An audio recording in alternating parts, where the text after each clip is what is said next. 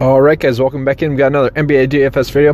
Want to first off start off by saying Kyrie Irving has been ruled out, so that boosts value to Terry Rozier, Marcus Smart, Marcus Morris, and also Jason Tatum. Those guys you can all be core plays for you, especially if you want to game stack that game. You can also include Tyus Jones in that.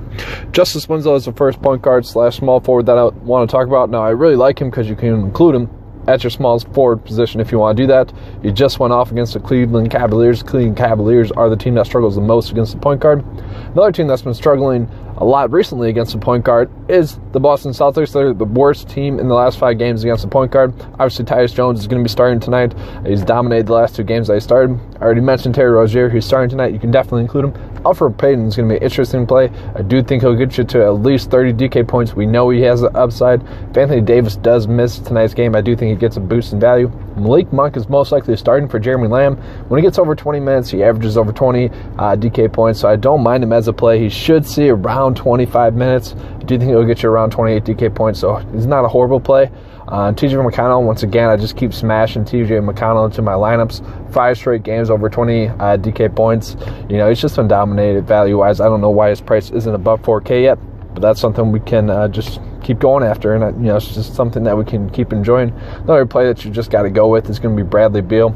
He's just been dominating against the Hawks as well. He's averaged over 50 DK points per game. He's almost averaging that in his last 5 games. So I really like Bradley Beal on this slate. I'm pretty much going to be trying to lock him in where I can.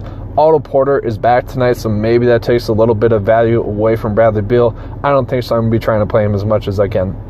The next play that I want to touch on here is going to be Justin Holiday. You know, in his last 2 games against the Orlando Magic, he's had 30 DK points, so it's kind of more of a game stacking option if you want to go with him there. DeAndre Bembry, he's kind of kicked off a little bit now that Prince and Bazemore are ruled out, so I don't mind him as an option. Trae Young should see a little bit of a boost as well with those 2 off the court, so not a horrible option. As you can see, my kind of strategy today is going to be try to fit as many guards as I can into my build. That's just kind of the way the slate's breaking down for us today. That's kind of what you have to do on today's slate so far. TJ Warren, he's just been a safe and consistent guy for me this whole season. I really like targeting him when I can. This should be a good matchup for him. Paul George got that kind of Lakers narrative going.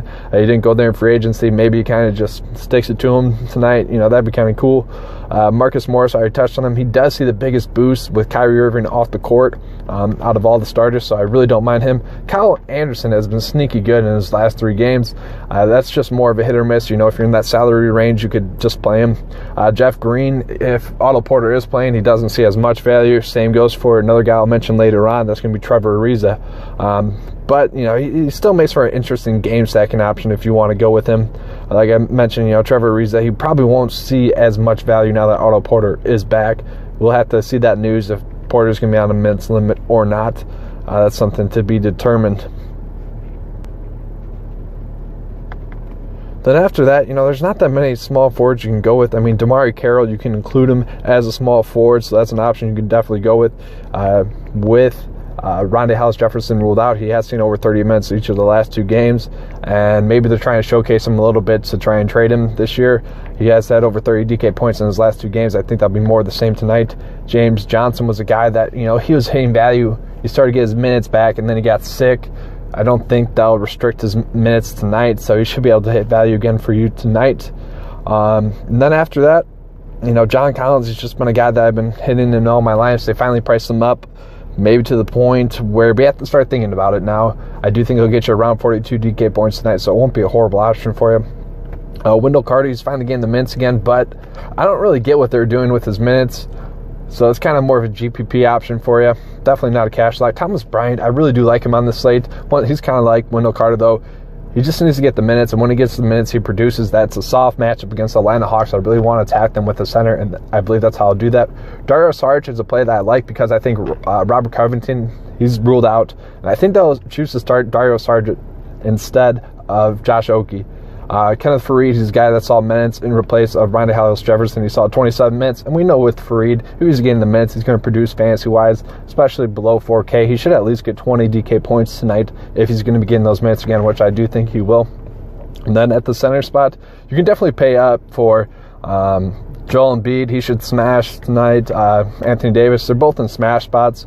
But I think I'm going to try to pay down. You know, Alex Len's a great option for you on today's slate. I already mentioned Thomas Bryant. I like him more than Alex Len, but, you know, you can stack it with Alex Len if you want. And that's only if Dedmon's going to be ruled out. But Hernan Gomez here, I think you just got to play him. If he's starting now, Frank Kaminsky's starting, he's minimum price. You got to start him. Who's ever starting for the Hornets is going to have value. They're going to get over 20 DK points. Hernan Gomez is a points per minute player, though, so I'd rather play him over Kaminsky if he's starting. That's just kind of figuring out the rest of the build here, though, because it's kind of hard to manipulate the lineup. There's too many good value plays out there on today's slate, so it's trying to figure out what is the most optimal lineup. I don't think we really have to worry about ownership today just because the value is going to be so far spread out on the slate. It's going to make for a really interesting one. I think some more news will break later on in the day. Make sure to check out the Twitter page and also check out the website. Hope you guys enjoyed this. Let's keep cashing. Thanks.